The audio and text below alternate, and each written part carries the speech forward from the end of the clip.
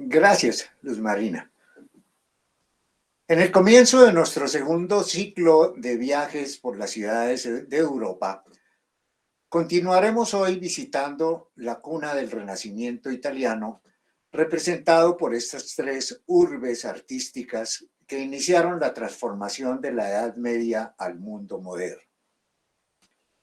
Para comenzar, nos situaremos geográficamente en la región de la Toscana, ubicada al norte del Lacio, donde se halla Roma. En la parte superior, señalada con una estrella roja, encontramos a Florencia a orillas del río Arno. Siguiendo el curso del río hacia el occidente hasta su desembocadura en el mar Tirreno, hallamos la ciudad de Pisa. Y completando este triángulo, al sur está Siena.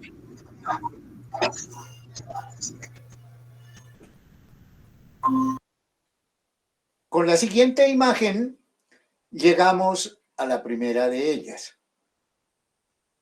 En esta vista aérea de la ciudad de Pisa vemos el río Arno atravesándola y en la parte superior derecha la Plaza de los Milagros, principal motivo de nuestra visita. Pisa aparece en la historia alrededor del siglo X como floreciente ciudad comercial. El despertar económico de Europa en el año 1000, unida a la inseguridad de las rutas terrestres, hizo que las principales rutas comerciales se desarrollaran a lo largo de las costas del Mediterráneo, dando origen a las llamadas repúblicas marineras, siendo las más importantes Venecia, Génova, Pisa y Amalfi.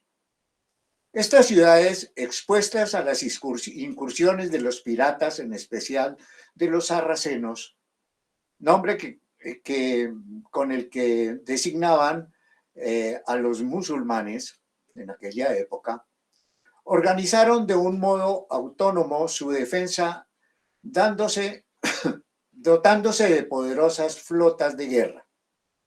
Pasando a partir del siglo XI a la ofensiva. En 1016, Pisa y Génova, aliadas, derrotaron a los sarracenos, conquistando Córcega y Cerdeña, haciéndose con el control del mar Tirreno. Ahora continuaremos con la vista de la Plaza de los Milagros. Pisa, por aquella época, se encontraba en la desembocadura del río Arno. Hoy en día ya el mar se ha retirado más o menos unos 10 kilómetros del borde de la ciudad.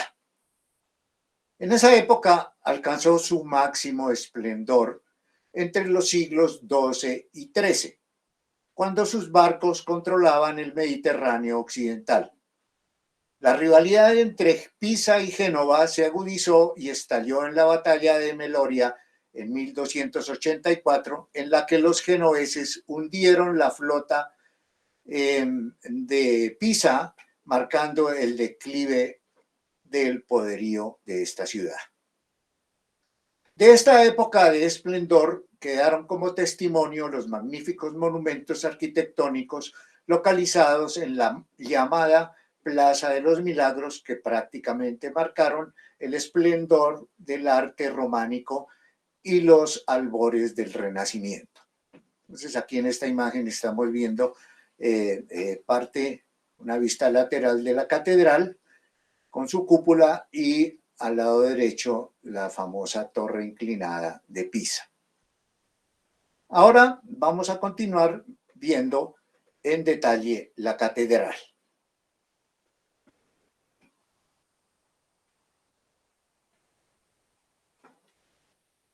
Su construcción se inició en 1063, cuando usando el botín de guerra capturado a los musulmanes en Sicilia.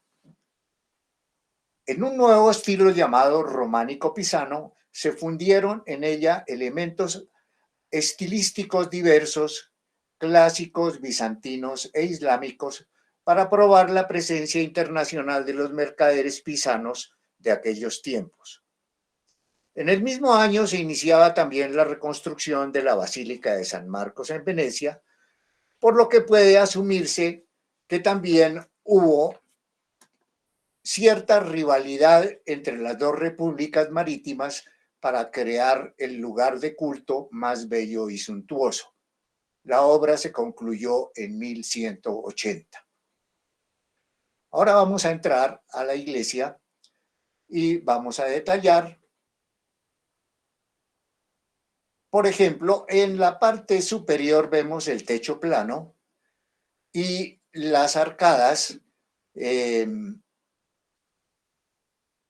con las columnatas, con la columnata clásica corintia. Tiene un efecto espacial de las mezquitas con arcos lanceolados de capas alternantes de mármol blanco y negro. Entonces, esa similitud de los arcos con los colores blanco y negro, pues le dan cierta parecido a las mezquitas, y las columnas con sus capiteles de estilo corintio también hacen un contraste con sus arcos clásicos ya renacentistas. Y un poco más allá del techo plano, característico de la época románica, tenemos ya los arcos ojivales que tienen su característica del estilo gótico. También podemos ver un poco más a la izquierda, al fondo, el famoso púlpito que fue construido, tallado por Nicolás Pisano, uno de los primeros grandes escultores de aquella época. Y aquí en primer plano, la pila con el agua bendita.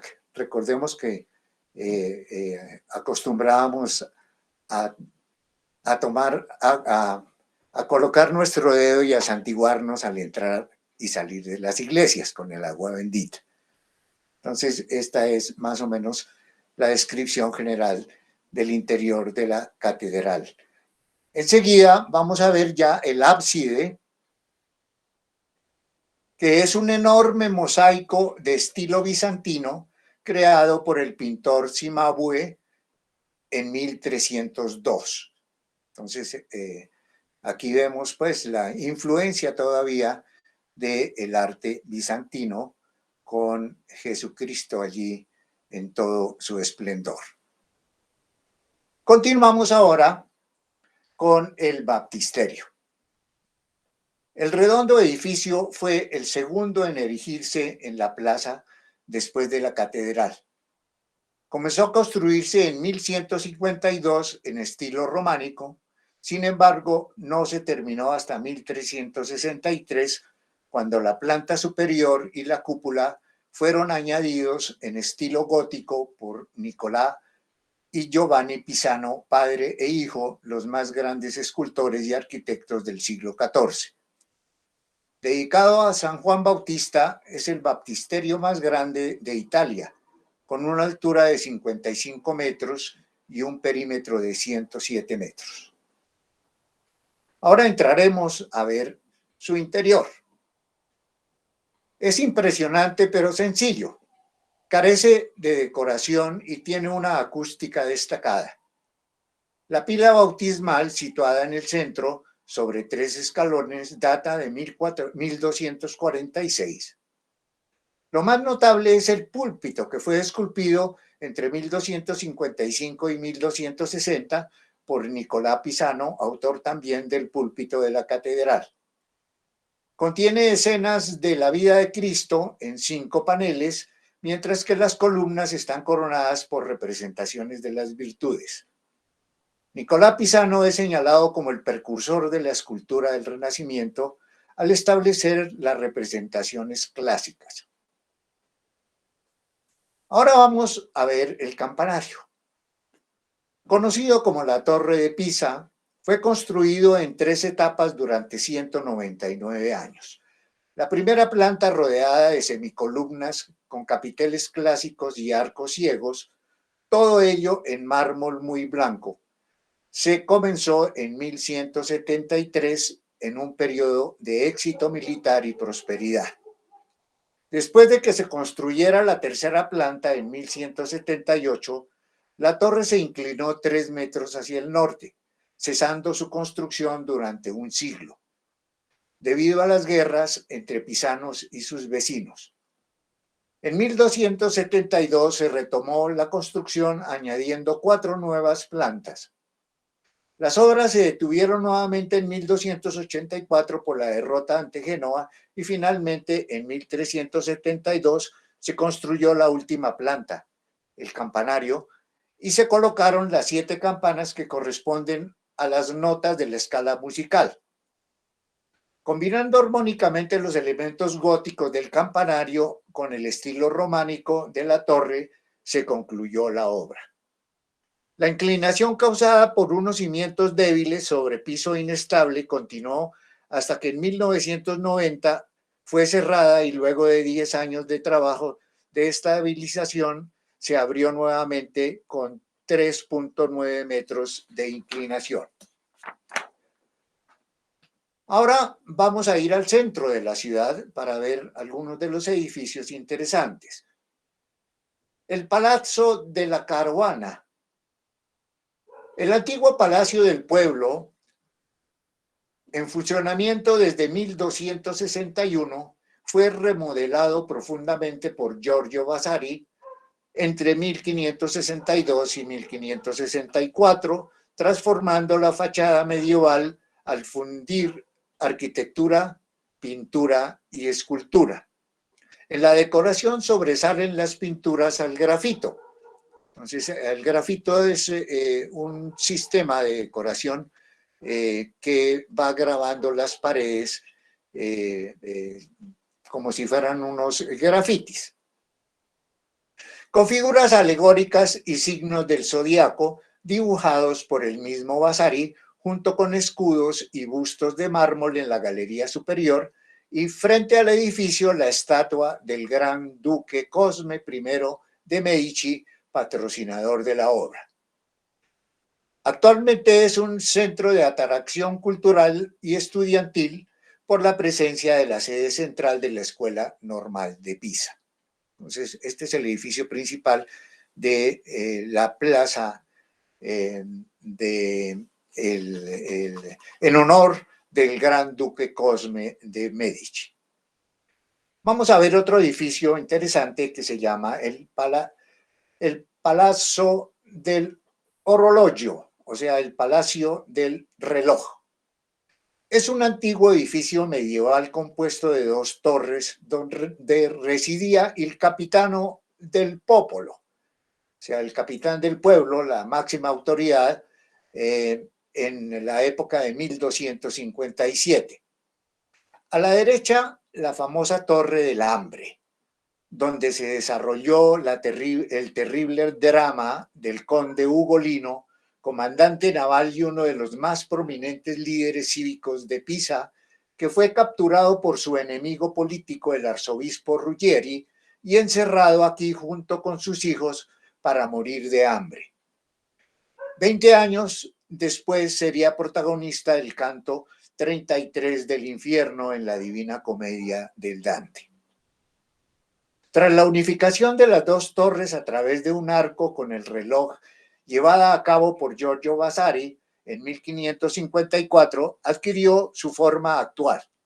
En 1982 el edificio pasó a la Escuela Normal como biblioteca y hoy funciona también como museo. Continuamos ya para finalizar nuestro recorrido de la ciudad a la iglesia de Santa María de la Espina. Es esta pequeña iglesia que tenemos hacia la derecha. A la orilla del río Arno, esta iglesia de estilo gótico, construida en 1230, recibe su nombre por la supuesta presencia como reliquia de una espina de la corona de Cristo. Este templo constituye uno de los edificios góticos más destacados de Italia, con planta rectangular y recubrimiento exterior de mármol policromado en el que sobresalen los pináculos en forma de tabernáculo y estatuas de los principales artistas pisanos del siglo XIV. Y aquí resalta la belleza de la ciudad, que ellos han conservado muy bien las fachadas de los edificios, los paseos que hay a la orilla del río, los tejados, etcétera. Estas ciudades italianas son bellísimas por eso, porque han conservado su arquitectura. Bueno, ahora ya nos despedimos de la ciudad de Pisa y llegamos a Florencia. Remontando el curso del río Arno, nos encontramos con el núcleo urbano en el que se originó en la segunda mitad del siglo XIV el movimiento artístico llamado Renacimiento, y se la considera una de las cunas mundiales del arte y la arquitectura, así como una de las ciudades más hermosas del mundo. Su centro histórico fue declarado Patrimonio de la Humanidad. Esta ciudad fue fundada por Julio César en el año 59 antes de nuestra era como asentamiento para soldados veteranos. En el año 774 fue conquistada por Carlomagno y alrededor del año 1000 se convirtió en capital del Ducado de Toscana. Durante el siglo XIII surgieron los gremios del gótico, o sea, las profesiones y los oficios encabezados por los gremios mayores, que eran los abogados y notarios, los banqueros, los textileros, los médicos y boticarios, los comerciantes de especias y los peleteros. Y los gremios menores, a saber, tejedores, canteros, albañiles, alfareros, carpinteros, armeros, panaderos, sastres, zapateros, etcétera, que constituyen la base económica de la sociedad moderna. Entonces, por eso es que decimos que estas ciudades hicieron la transformación, porque ya se formaron los gremios que hoy en día siguen funcionando y que forman la economía del mundo. Aquí vemos varios puentes sobre el río Arno, y aquí en primer plano está el Puente Viejo, que más adelante vamos a abordar su historia, y otros puentes más allá. De manera que ahora vamos a entrar a la Plaza de la Señoría. En esta pintura del siglo XVIII vemos cómo era el corazón de la ciudad, que se ha conservado así hasta hoy. Entonces, salvo algunas variaciones en el costado derecho, hay otros edificios diferentes que los vamos a ver ahora más adelante, que han cambiado, pero del resto está igualitico, la estatua ecuestre, la fuente que hay allí, el palacio antiguo, también la galería de los oficios, y la galería que tenemos aquí al frente, donde están las estatuas, que también vamos a hablar un poco más adelante. De manera que en esta imagen está prácticamente como se puede observar hoy. Entonces era una de las ciudades más poderosas y prósperas de Europa, con su propia moneda, el florín de oro de la República de Florencia, que se introdujo en 1252 y se convirtió rápidamente en la moneda de comercio dominante en Europa. Varios de los bancos florentinos tenían sucursales en las principales ciudades del continente. Vamos a detallar ahora el Palacio Viejo. La obra del primer gran arquitecto de Florencia, Arnolfo di Cambio, se inició en 1299 en una combinación de estilos románico y gótico para ser la sede del gobierno llamada la Señoría, que fue inaugurada en 1314. Su torre se eleva a 94 metros y alberga la gran campana llamada la Vaca. Entre 1440 y 1460, durante la época de Cosme de Medici el Viejo, Bajo sus órdenes se introdujeron las más importantes decoraciones renacentistas. Un siglo más tarde fue la residencia del duque Cosme I de Medici, quien lo amplió para dejarlo como lo vemos hoy, siendo la sede del ayuntamiento y museo de la ciudad. Vamos a entrar y contemplar el patio principal. Su interior en los diferentes pisos está decorado con notables frescos de los más famosos artistas del Renacimiento, como Domenico Ghirlandaio, Bronzino y Giorgio Vasari, entre otros. Y en el centro del patio, la fuente con la pequeña escultura del angelillo con delfín de Verrocchio. Y alrededor vemos las bellas columnas y los frescos que están en el patio del primer piso. Ahora vamos a observar la parte externa de la entrada, el portal del palacio. Está adornado con dos estatuas monumentales. A la izquierda, el inconfundible David de Miguel Ángel Buonarroti, de 5 metros de altura, obra cumbre de la escultura que se convirtió en la expresión de los supremos ideales del Renacimiento, tallada entre 1501 y 1504. El original se encuentra en la Galería de la Academia. Este es una copia, pero es perfecta, exacta. A la derecha, Hércules y Caco, obra de Baccio Bandinelli, que fue primero gran admirador de Miguel Ángel y después, por envidia, su enemigo acérrimo. Esta escultura fue terminada en 1533. Ahora pasamos a la loggia de la señoría. A la derecha del Palacio Viejo se construyó esta galería para guarecer las numerosas asambleas públicas y ceremonias oficiales de la República Florentina. En la fachada se destacan 4 figuras alegóricas allá en la parte alta, que son las virtudes cardinales. A partir del siglo XVI, con la creación del Gran Ducado de Toscana, este espacio fue destinado a acoger algunas obras maestras de la escultura, convirtiéndose así en uno de los primeros espacios expositivos del mundo. A la izquierda vemos la escultura de bronce de Perseo con la cabeza de Medusa de Benvenuto Cellini.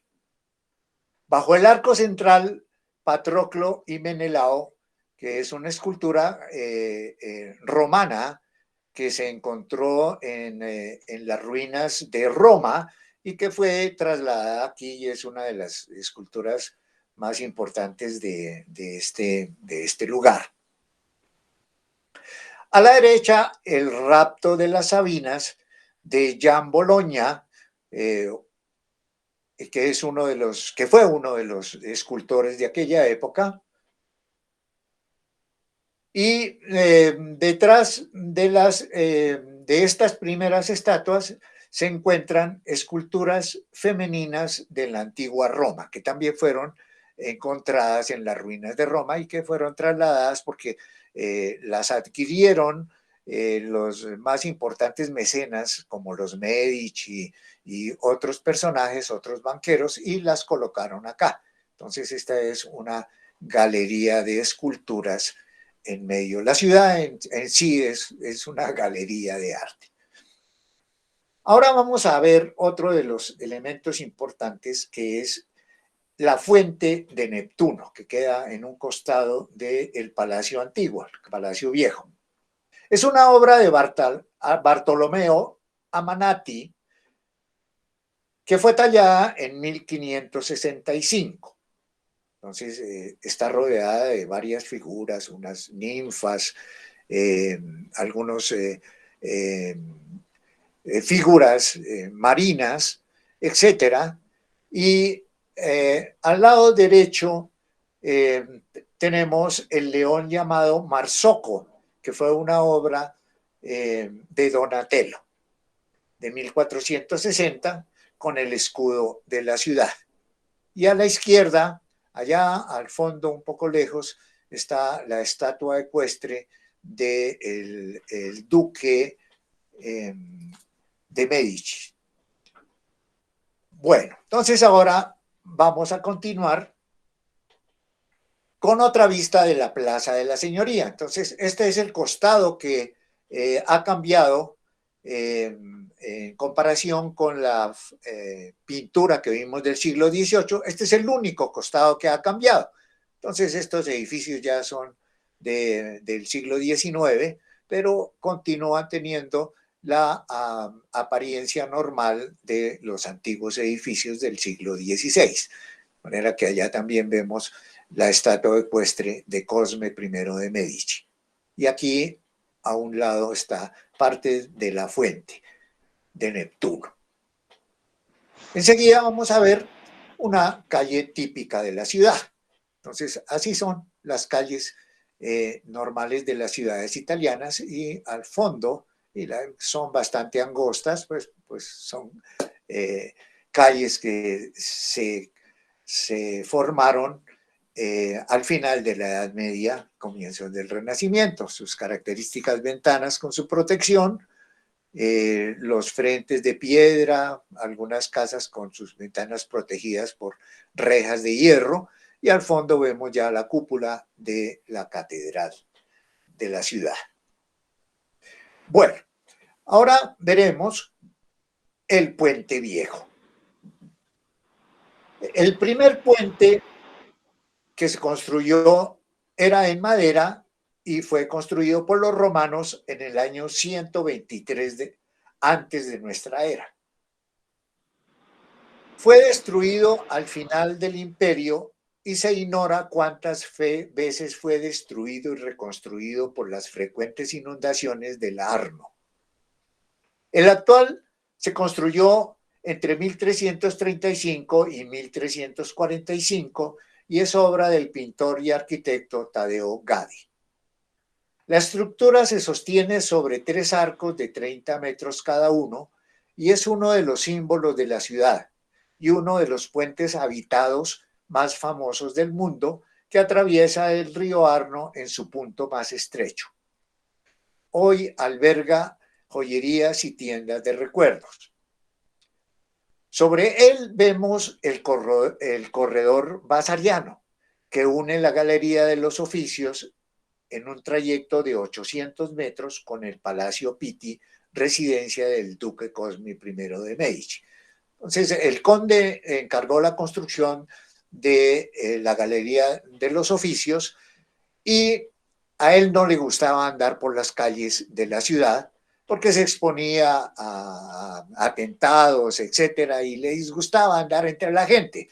Entonces le encargó a Giorgio Vasari que le construyera un pasaje para ir a su palacio, que se encontraba al otro lado del río. Y es así como este corredor, en esta parte derecha, está sostenido sobre columnas y luego empata sobre el puente, y allá va ese corredor, atraviesa el río y continúa hasta llegar a su palacio, que lo vamos a ver ahora un poco más adelante. De manera que es una obra que se hizo en el siglo XVI. Y entonces, como ustedes ven, esto es un puente habitado que antiguamente era donde estaban los carniceros. Y ese fue otro de los factores que le disgustó al duque, para no tener los olores de las carnicerías y todo eso. Desterró a los carniceros y construyó su famoso pasaje. Bueno, ahora vamos a pasar al otro lado. Y aquí esta es una vista interior del pasaje, que se ha convertido en una extensión de la Galería de los Oficios, que es el museo más importante de la ciudad. De manera que a lo largo de de la mayor parte de los 800 metros, está adornado con obras maestras, porque estos museos tienen cantidades de pinturas y esculturas. Entonces, este es parte del interior del famoso corredor vasariano. Bueno, Ahora vamos a continuar con el Palacio Pitti, que se encuentra al otro lado. Al otro lado del río, este magnífico palacio construido para la familia Pitti de banqueros, según el diseño de Filippo Brunelleschi, entre 1458 y 1499, fue comprado por Eleonora Álvarez de Toledo, que era la hija del virrey de Nápoles y esposa del duque, para convertirlo en su residencia.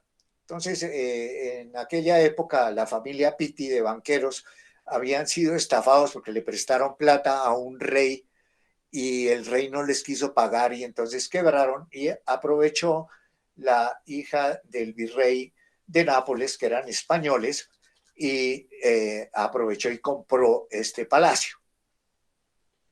Hoy el palacio es el complejo museístico más grande de Florencia, con maravillosas colecciones de pintura y escultura distribuidas en 28 salas. Además, una galería de arte moderno y un museo de carruajes. Ahora vamos a entrar al interior de este complejo y vemos los jardines de Bóboli. Luego de que compró el palacio, entonces había una colina en la parte posterior y también esta noble compró esa colina y decidió hacer los jardines. Entonces, la duquesa trajo paisajistas y esa colina la convirtió en los jardines del palacio, imitando jardines de palacios famosos tanto de Francia como otros lugares. Entonces aquí vemos la parte inferior de este bello jardín. Vamos a seguir recorriendo el jardín y aquí tenemos la vista ya un poco más arriba del jardín. Entonces vemos la parte posterior del palacio. Allá al fondo está una fuente, cerca a aquel patio que vemos allá, y un obelisco entronizado ahí en medio de los prados. De manera que esta es una de las vistas que vamos a tener desde este parque. Luego vamos a continuar hacia arriba y vamos a tener una vista de los alrededores de la ciudad. Ven ustedes cómo conservan la naturaleza, los bosques, los prados. Aquí sobresalen los olivos que hay en la parte inferior, algunas villas que se encuentran, y al fondo vemos una de las primeras iglesias, o la primera iglesia que se construyó en territorio de la ciudad, que fue la Basílica de San Miniato. San Miniato fue el primer mártir cristiano de Florencia, que fue sacrificado por allá en el año 250 de nuestra era, y le construyeron su iglesia. De manera que esta es una de las obras, por allá en el siglo XII, construyeron esta primera iglesia que se ve a lo lejos. De manera que esta es una vista hacia el norte de la ciudad. Continuamos con otra visión desde la parte alta de los jardines de Bóboli.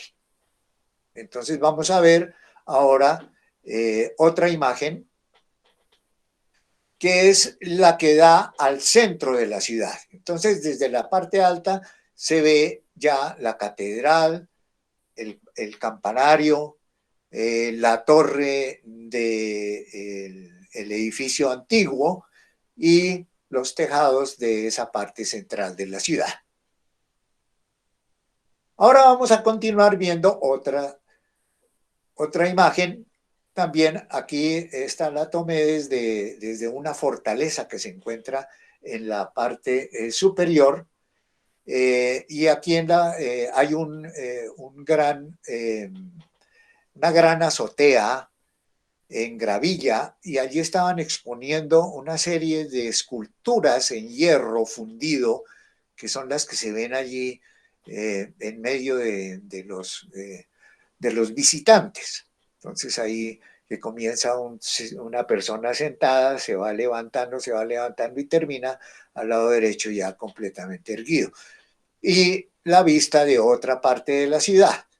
Entonces, la conservación de los cerros, etcétera, por eso la hacen una de las ciudades más bellas de Europa. Continuamos ahora con otro lugar importantísimo. Es el baptisterio que queda frente a la catedral. Fue el primer edificio religioso de estilo románico construido entre 1059 y 1128 de forma octogonal, representando los 8 días desde el comienzo, desde la muerte hasta la resurrección de Cristo, considerada un símbolo para la vida eterna a través del bautismo, cuando uno pasa de la vida del pecado a la vida de Cristo. Los lados están revestidos con mármol de Carrara y las pilastras de las esquinas fueron decoradas con mármol blanco y negro en un diseño de cebra. Entonces, este fue el primer edificio que se construyó inclusive antes de construir la catedral, porque recordamos que el primer requisito para volverse uno cristiano era el bautismo. Y el bautismo tenía que recibirlo después de un curso de introducción a la religión, y este era el principal edificio que construían. Ahora vamos a ver qué hay allí en las entradas del baptisterio. Estas son las puertas del paraíso. El edificio posee 3 juegos de puertas de bronce, de las cuales las más famosas son las llamadas por Miguel Ángel las puertas del paraíso, creadas por Lorenzo Ghiberti y terminadas en 1452, luego de 27 años de labor. La obra se compone de 2 batientes. Sus dimensiones son 5 metros con 20 centímetros de altura por 3,20 de ancho y 11 centímetros de espesor. Cada escena es de 80 por 80 centímetros y pesa 8 toneladas. Las puertas representan 10 escenas del Antiguo Testamento. Cada escena se ha trabajado en alto y bajo relieve en bronce dorado a la hoja. Entonces, estas son las puertas más importantes que dan a la entrada de la catedral. De manera que una obra maravillosa. Ahora vamos a ver un detalle de estas puertas. Esta es la toma desde la parte inferior que se observan una parte de las puertas. Y el detalle tan perfecto del enmarcado de los cuadros. Y en la parte inferior vemos el autorretrato de Lorenzo Ghiberti. A la izquierda está, así firmó él su obra. Y sobre él están otras imágenes de otros personajes y sobre todo personajes bíblicos, al lado y lado de la puerta. En el taller de Ghiberti, en la elaboración de esta magnífica obra, además de sus hijos, colaboraron sus alumnos Luca della Robbia, Donatello, Michelozzo y Benozzo Gozzoli, futuros grandes maestros de la escultura renacentista. O sea que en el taller de este hombre se fueron formando los futuros grandes genios de la escultura. Continuamos ahora con la catedral, llamada la Catedral de Santa María del Fiore, o sea, Santa María de la Flor, o también llamada el Duomo. Es una de las obras maestras del arte gótico y del Renacimiento italiano, símbolo de la riqueza y del poder de la capital toscana durante los siglos XIV y XV y uno de los edificios más grandes de la cristiandad. La iglesia fue diseñada por Arnolfo di Cambio, también el que había construido el Palacio Viejo. La realización de este vasto proyecto duraría 170 años, así como el esfuerzo colectivo de varias generaciones. Entonces aquí a la izquierda vemos el campanario, que ahora vamos a detallar, y la célebre cúpula. Vamos a continuar ahora con la fachada. Se nombró a Giotto di Bondone como maestro de obra para continuar el proyecto y diseñar el campanario. Este campanario de 85 metros de altura es un ejemplo típico de campanarios italianos separados de la iglesia. Construido en ladrillo con sus 5 niveles recubiertos con mármoles polícromos como los de la catedral y el baptisterio, su decoración ilustra la historia de la iglesia, las artes y las ciencias y los grandes filósofos de la antigüedad. Al morir Giotto en 1337, la obra fue terminada por Andrea Pisano y Francesco Talenti en 1359. Es una obra fabulosa de este pintor, también arquitecto. Ahora veremos la fachada de la catedral. La nave principal se terminó en 1380, quedando sin terminar la cúpula, o sea que tanto el campanario como esta nave, esta fachada quedó sin concluir, quedó en obra negra la fachada. Y lo mismo quedó el hueco donde se construiría posteriormente la cúpula. Porque hasta ese momento nadie se atrevía, porque era un hueco de 43 metros de diámetro, entonces no había forma, hasta que fue encargado Filippo Brunelleschi para hacerla. Entonces ahora vamos a ver una vista lateral para ver cómo está recubierta de mármol de colores. Entonces, esencialmente mármol blanco, mármol verde, mármol rojo, en diferentes formas. Entonces, está completamente cubierta la catedral y la célebre cúpula. La cúpula de 45 metros de diámetro fue la obra maestra de Filippo Brunelleschi, terminada en 1436, luego de 16 años de construcción. Fue una obra colosal. Brunelleschi tuvo que ir, patrocinado por Cosme de Medici el Viejo, a Roma, y allí con otros pintores estuvieron mirando cómo habían los romanos en el siglo II habían construido el Panteón, que era la única cúpula que quedaba, y el Panteón tenía 43 metros de diámetro. Y ellos estuvieron estudiando esa cúpula del Panteón y vinieron a la ciudad y básicamente Brunelleschi se ideó. De eso no quedaron planos, no quedó nada.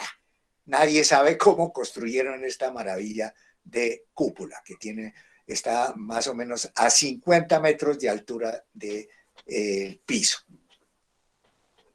Ahora vamos a ver cómo decoraron la cúpula por dentro. Entonces fue años después, alrededor de 1555, Giorgio Vasari fue encargado de decorar al fresco el interior de la cúpula. Y allí puso pues toda la historia del juicio final y Jesucristo en la parte allá superior. Es muy difícil de observar porque esto está a más de 50 metros de altura, de manera que, pero es una obra también maravillosa. Continuamos ahora viendo el Palacio Medici, la familia más famosa de la ciudad, la sede de los banqueros, intelectuales y mecenas más famosos del Renacimiento. Fue encargado por Cosme de Medici el Viejo al arquitecto Micheloso di Bartolomeo e inaugurado en 1444.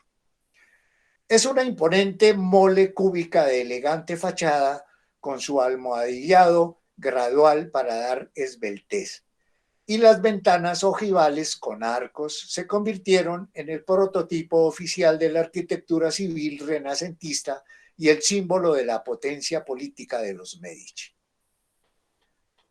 Ahora entramos para observar el patio. La tradición florentina está presente en el patio con la utilización del esgrafiado, es el mismo graffiti que está allí decorando en la parte interior, tomado del gótico con la representación de guirnaldas. En la parte inferior tiene una arcada sobre una serie de columnas de orden compuesto, mientras el cuerpo superior es macizo. En la actualidad, el palacio es la sede del Consejo Provincial y del importante Museo Medici. Seguimos ahora con el Museo Nacional del Bargello. El edificio de estilo románico gótico se construyó hacia 1255 para albergar el consistorio de Florencia, la máxima autoridad de la ciudad, y posteriormente funcionó como prisión hasta 1786. Estuvo funcionando en esta forma y hasta aquella época se celebraron ejecuciones en su patio. Era la administración de justicia de la ciudad. Desde 1865 es la sede del museo, dedicado principalmente a la escultura. Es uno de los centros culturales más destacados de la ciudad de Florencia. Su colección de escultura renacentista está considerada entre las más grandes del mundo.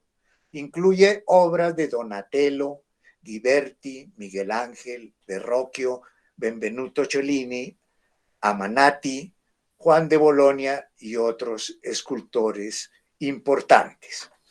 Ahora vamos a ver el patio.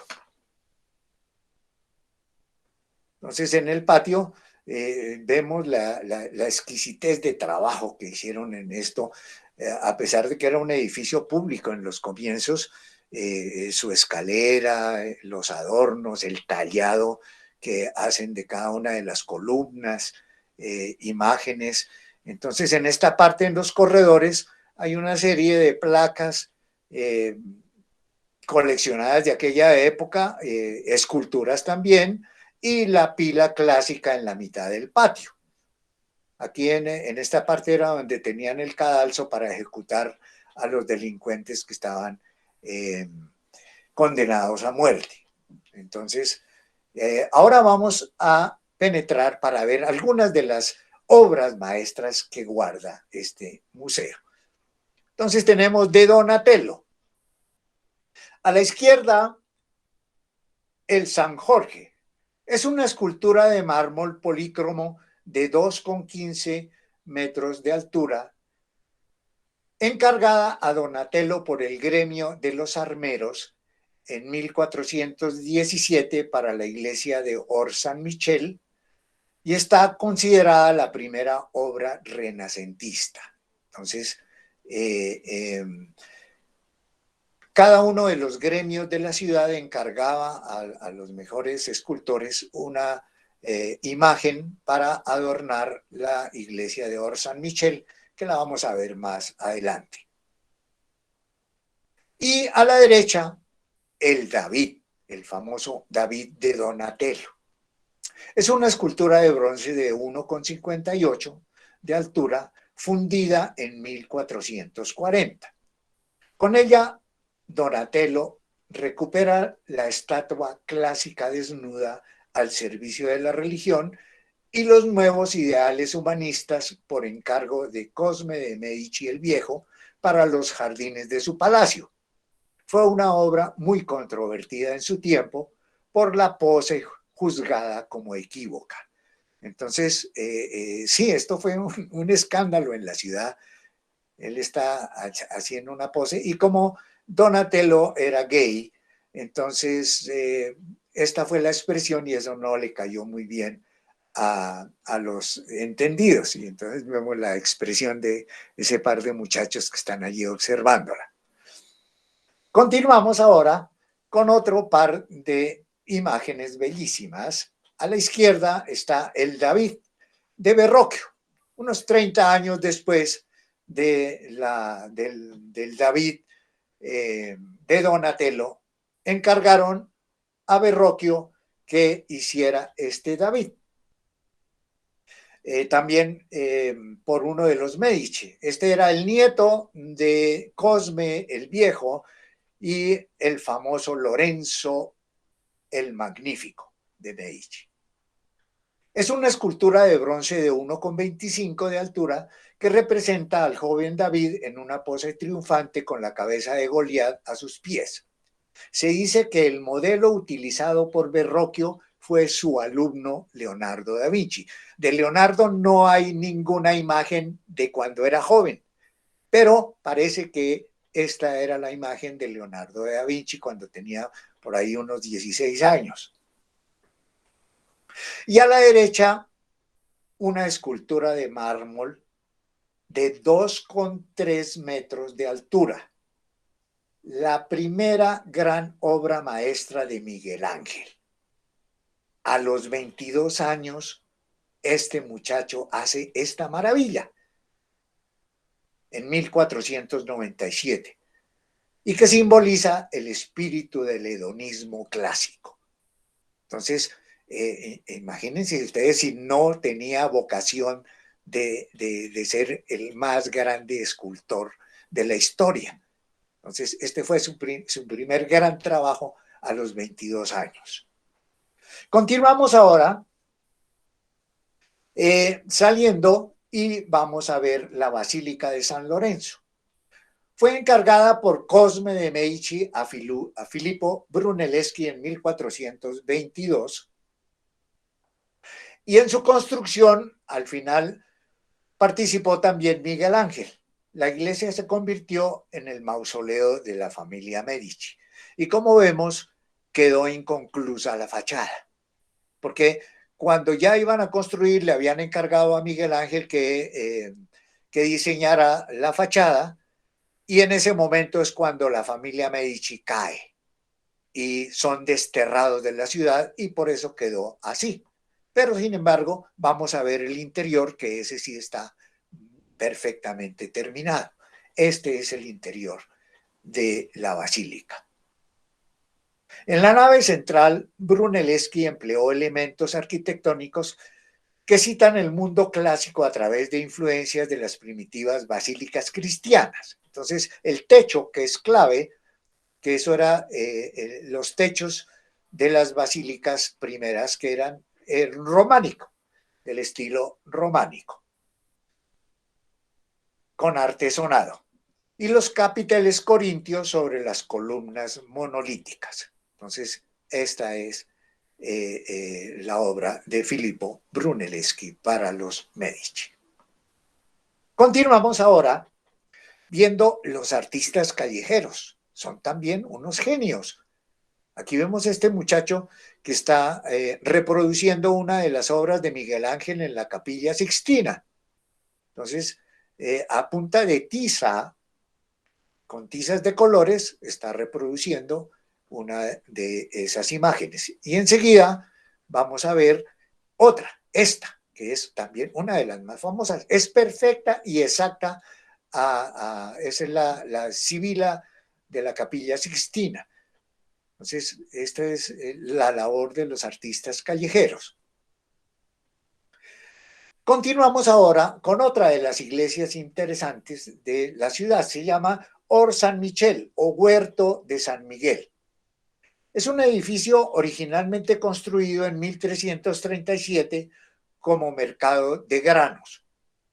En la parte inferior estaba la galería donde se expendían los granos, es decir, un mercado. En la segunda planta, las oficinas de los empresarios que vendían los granos, y en la tercera, los graneros municipales para casos de hambruna y estados de sitio. Entonces, allí guardaban las reservas de grano de la ciudad. Entre los años 1380 y 1404 fue convertido en iglesia y los gremios se encargaron a los más destacados escultores estatuas para sus santos patronos para decorar la fachada. Entonces, en estas hornacinas que hay alrededor de la iglesia, que fueron decorándolas en estilo gótico, entonces fueron colocando cada uno de los gremios, los textileros, los armeros y todos los gremios encargaron sus imágenes para decorar esta iglesia que antiguamente era un granero. Vamos a ver ya una imagen que es ya hacia arriba, la tomé para ver cómo de grande era este antiguo granero, y esta es con la entrada principal, con otras imágenes en las hornacinas y la forma como construyeron. Y a la derecha, ya dentro del primer piso, esa parte que constituye el tabernáculo gótico, que fue hecho en 1380. Vamos a continuar ahora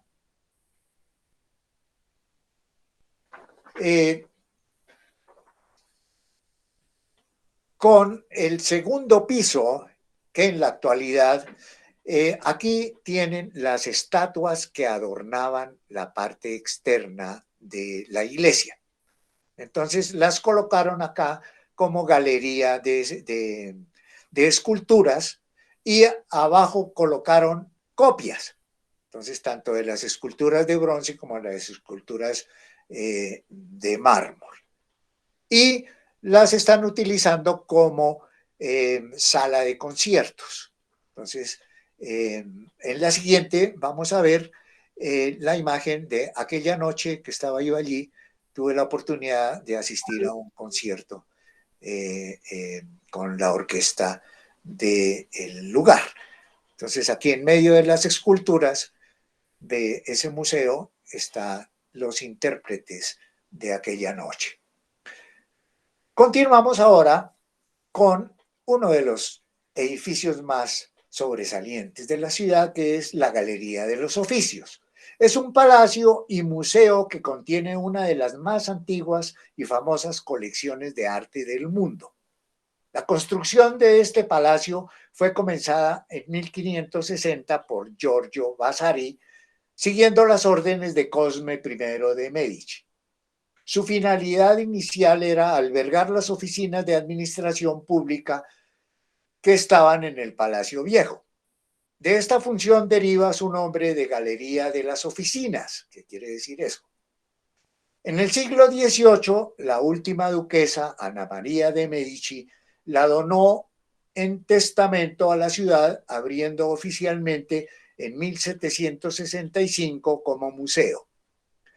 En esta imagen observamos el pasaje que comunica al Palacio Viejo con el río Arno, donde se encuentra al lado y lado la galería de los más grandes artistas del Renacimiento.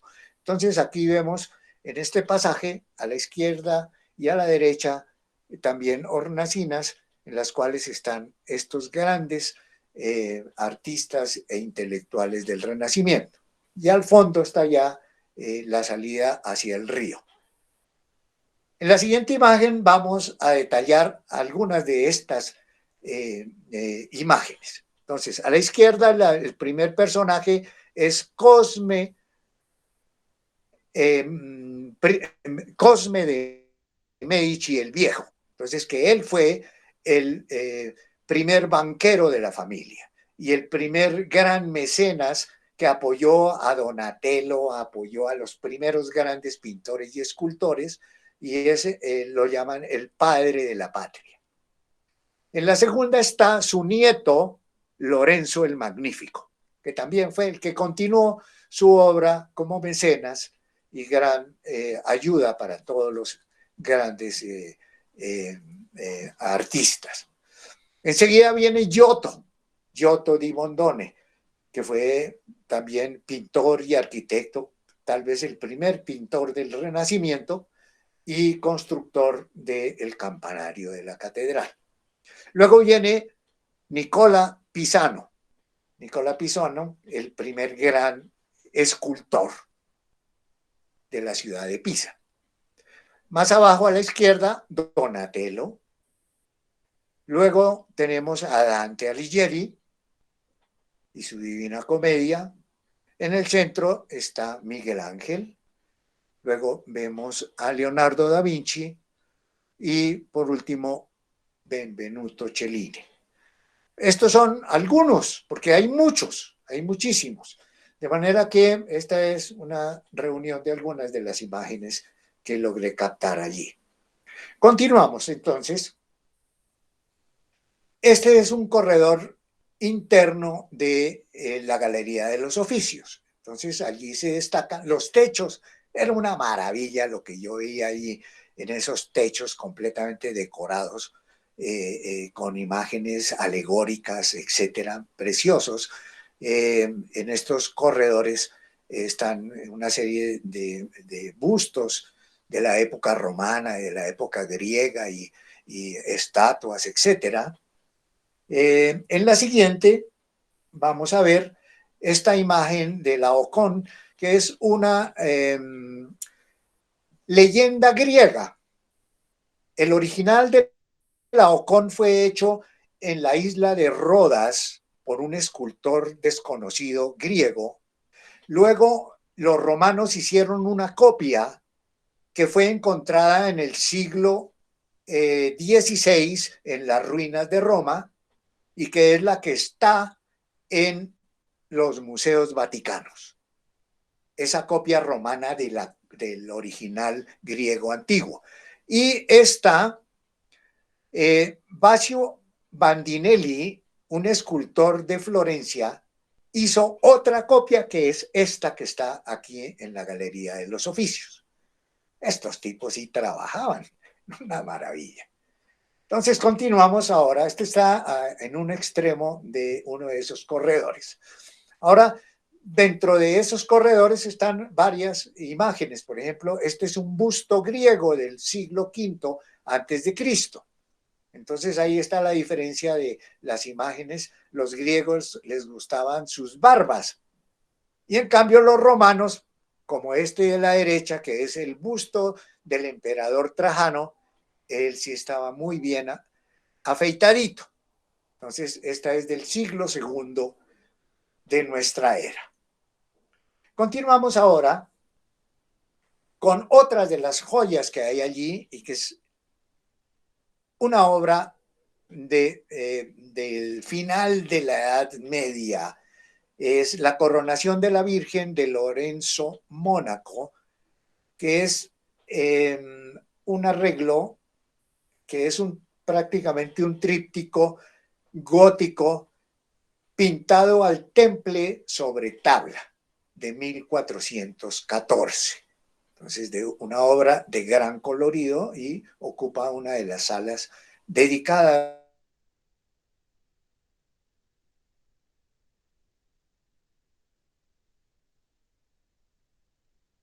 Entonces, así eran las salas de esas familias. Entonces, la sala de Medici la reprodujeron dentro de la Galería de los Oficios con las estatuas que ellos habían mandado, las esculturas que ellos habían mandado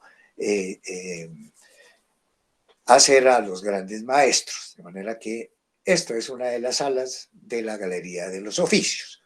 Continuamos ahora con la sala de Miguel Ángel y los florentinos. Entonces, aquí en primer plano, una estatua, no supe realmente de quién era esa estatua, era de un escultor florentino ya del siglo XVII, y al fondo una de las primeras pinturas de Miguel Ángel, el Tondo Doni. Fue encargado por uno de los ricos comerciantes de la ciudad y Miguel Ángel elaboró la pintura, que es la Sagrada Familia, y el marco también lo elaboró Miguel Ángel. Entonces, esta es una de las obras bellísimas también de Miguel Ángel en la pintura, las primeras pinturas de él. Luego seguimos ahora con la iglesia de la Santa Cruz. También fue obra de Arnolfo di Cambio. Entonces él dejó su huella en la ciudad, en los edificios más importantes, que por eso lo hicieron el más grande arquitecto del siglo XIII. Comenzó la construcción de la iglesia de estilo gótico en 1292, que fue consagrada en 1444, siguiendo la tradición florentina. Su fachada está cubierta con mármoles de colores blanco, negro, verde, azul y rojo, dominando la plaza de su mismo nombre, con el monumento a Dante ubicado a su costado. De manera que allí está ese monumento a Dante. Vamos a ver dentro de la iglesia la nave central. Este grandioso templo ha sido definido como el panteón de las glorias italianas, pues acoge las sepulturas de personajes tan ilustres como Dante Alighieri, Nicola Maquiavelo, Galileo Galilei, Miguel Ángel, Gioacchino Rossini, Giorgio Vasari, Lorenzo Ghiberti, Guillermo Marconi, entre otros. Hay muchísimos que están acá en esta iglesia. Enseguida vamos a ver las tumbas de Miguel Ángel y de Galileo. Entonces, estos son los mausoleos que hicieron después para honrar a estos grandes, al gran Miguel Ángel y a Galileo el científico, astrónomo. De manera que esto es el adorno que hay dentro de la Basílica de la Santa Cruz. Continuamos con Santa María Novella. Esta foto era cuando ya iba a salir de Florencia. Me encontré porque ya había pasado y había tomado otras fotos de la iglesia, pero en este momento estaban floreciendo estas rosas pequeñas y me dio la imagen perfecta para despedirme de la ciudad. Entonces, esta es Santa María Novella, o la Nueva. Se comenzó su construcción hacia 1279 por los frailes dominicos. La fachada de mármol se encuentra entre las obras más importantes del Renacimiento florentino, comenzada en 1456 y terminada en 1470.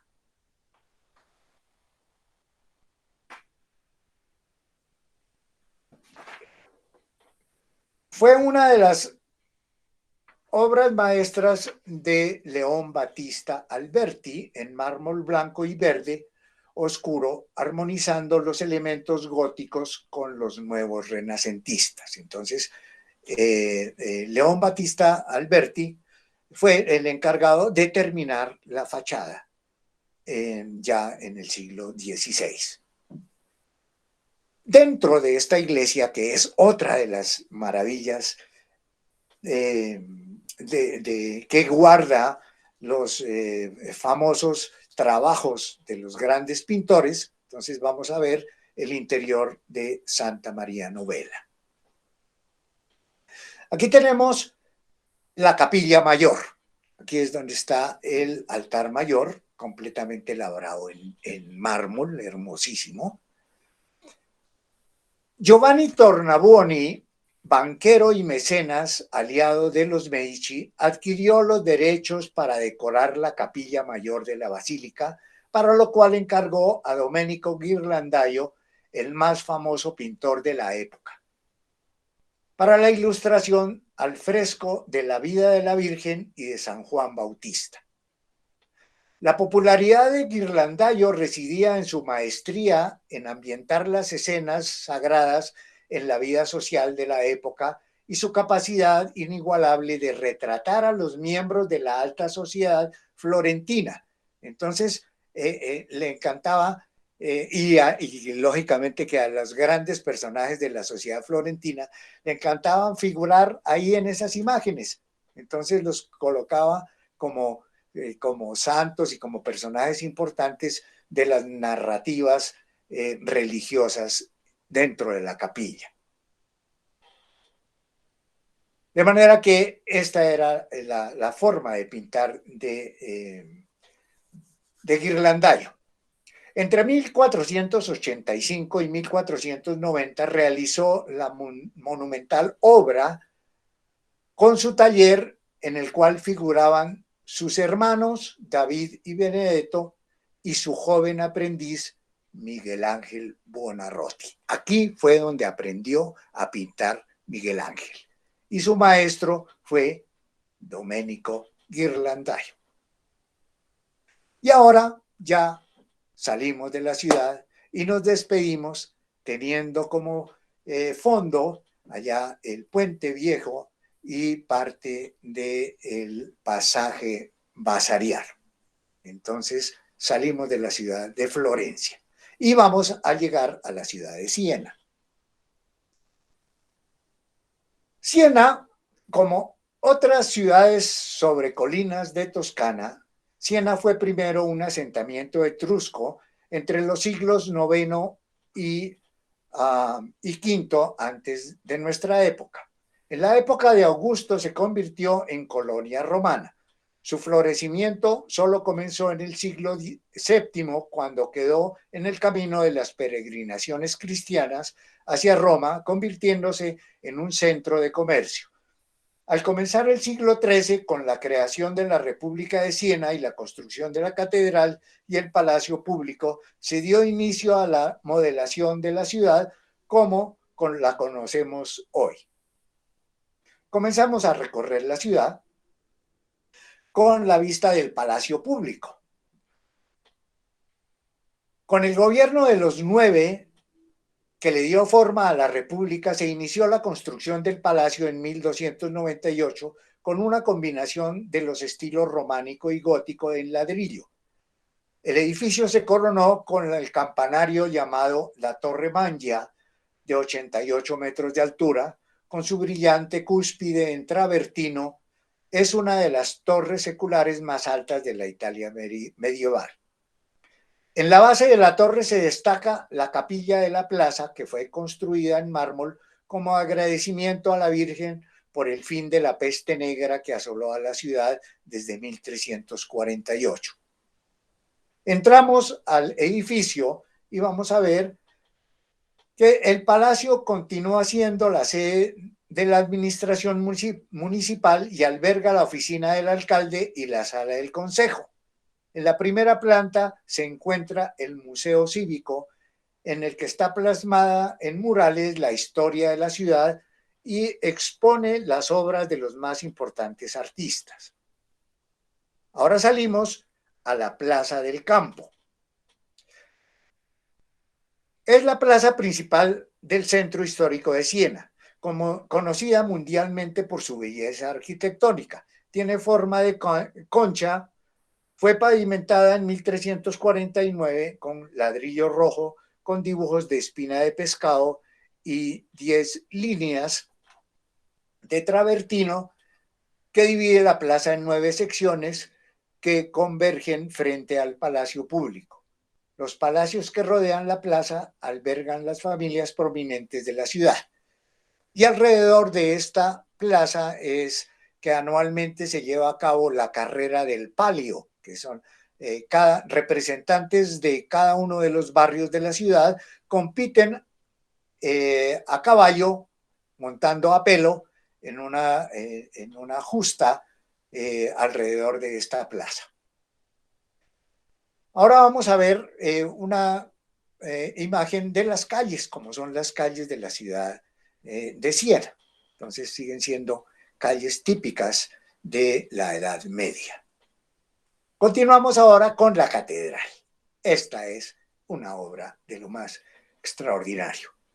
La catedral, construida entre 1215 y 1263, según diseño de Arnolfo di Cambio, que también estuvo trabajando acá, y Giovanni Pisano. Pertenece, por lo tanto, a la fase plena de estilo gótico. Con planta de cruz latina cúpula con linterna y un campanario en estilo románico, fue terminada en el siglo XV. El exterior e interior del templo aparecen decorados con un placado de mármol blanco y verdoso, formando características bandas horizontales. La fachada principal es una de las obras maestras del gótico italiano. Gabletes triangulares, circunferencias perfectas y arquivoltas, junto con los pináculos y cresterías de complicado diseño combinados con elementos escultóricos y el toque de color que aportan los hermosos mosaicos, forman un conjunto único en las artes arquitectónicas. Ahora vamos a ver el interior. Llama la atención el ritmo continuo que imponen las bandas alternas de mármol blanco y oscuro, así como la hermosa cúpula que descansa sobre una base octogonal adornada con imágenes de profetas y santos. Esta es otra de las maravillas. Otra de las obras maestras es el famoso púlpito realizado por los escultores Nicola Pisano y su hijo Giovanni, pieza clave de la escultura del gótico tardío. Entonces, esta es otra de las obras maestras. Seguimos ahora con un detalle del piso, que eso fue una de las cosas que me asombró más, que yo nunca había visto un piso de mosaico de mármol de diferentes colores. Entonces, esto es único, en el que se muestran diversas y variadas escenas religiosas y paganas con multitud de figuras y gran atención en el detalle, como en la ilustración de la matanza de los inocentes, elaborado según los diseños de Pinturicchio. Entonces, Pinturicchio, un famoso pintor que vamos a ver ahora su obra, eso fue el diseño de él. Entonces, vamos a continuar ahora con el detalle. Vean ustedes, esto es el piso.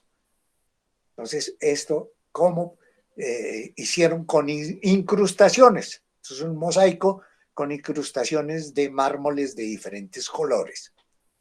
Continuamos ahora con el altar mayor de la iglesia, en contraste con lo que acabamos de ver en la nave central.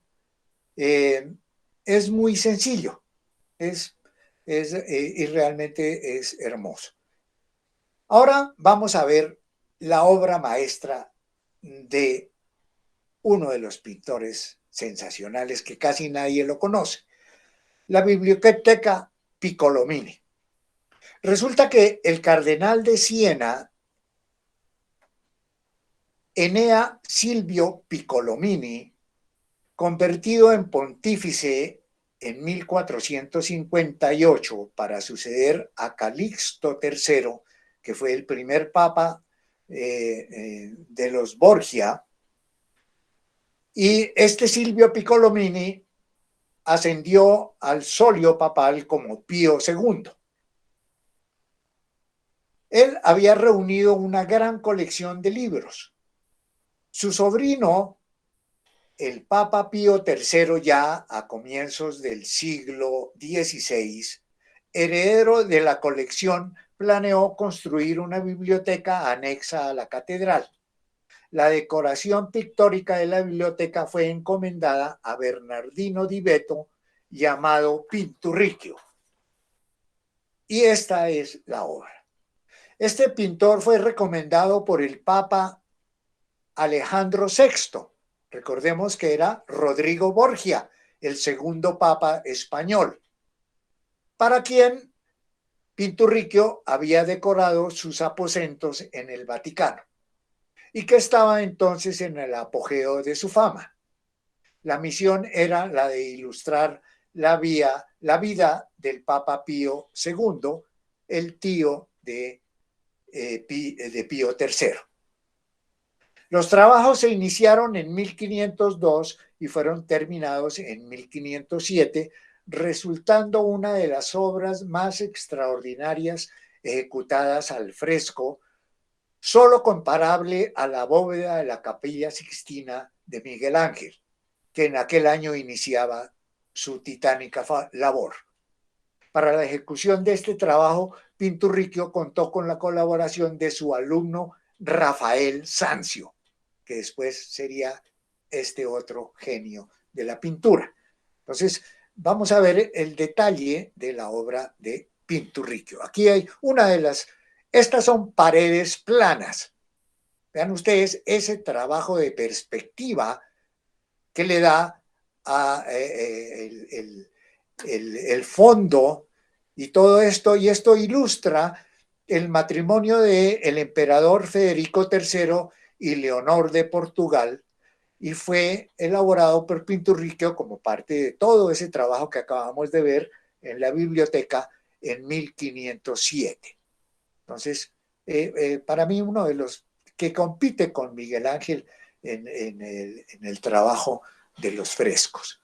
De manera que en esta forma damos por terminada nuestra visita a estas tres maravillosas ciudades del Renacimiento. Muchísimas gracias por la atención prestada a nuestro programa y estaremos viéndonos la próxima semana en nuestra visita a la ciudad de Viena. Una feliz noche.